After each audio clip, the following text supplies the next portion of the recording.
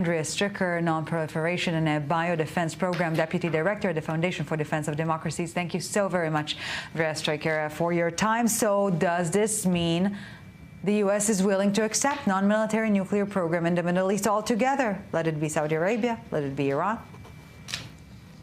Thank you for having me. Yeah, I think the administration is about to open a literal can of worms of nuclear proliferation in the region at the worst time.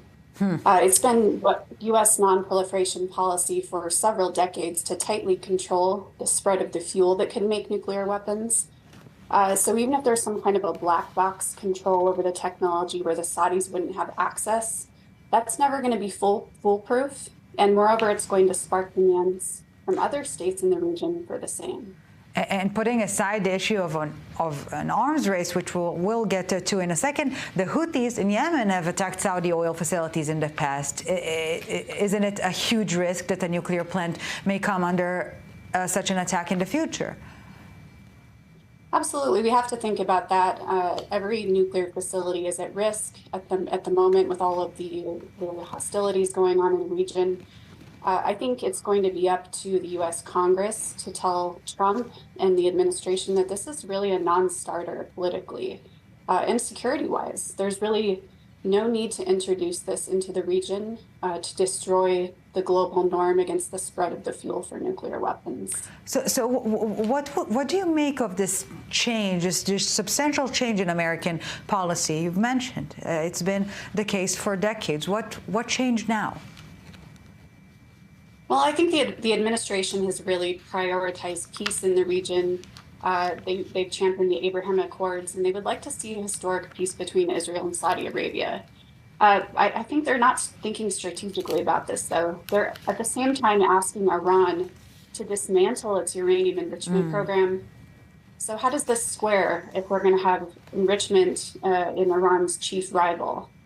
So no additional country needs enrichment. They can easily import the fuel cheaply and reliably from other suppliers, soon American suppliers. We can see the U.S. make Saudi Arabia a major non-NATO ally and reach a peace deal while enriching uranium for Riyadh and exporting it back to them. There's no need to junk this historic global norm. Ms. Stricker, you mentioned Israel, and to an extent, and we will dive deeper into that in studio in a second. Is Israel, to an extent, being cut out of a potential security pact if such an agreement between the U.S. and Saudi Arabia follows through? Look, I think a deal is in the works, and we'll see Riyadh normalize relations with Israel. They may be just keeping that a little bit quiet, and the energy secretary didn't go into that part of it. So I think that's the only reasonable assumption for why Washington would contemplate a sweetener like enrichment. So I think it's on the table still. And while that would be welcome, we don't need to be spreading uranium enrichment around the region. Yeah, this spoonful of sugar is a tricky one, even if we want the medicine, to help the medicine go down.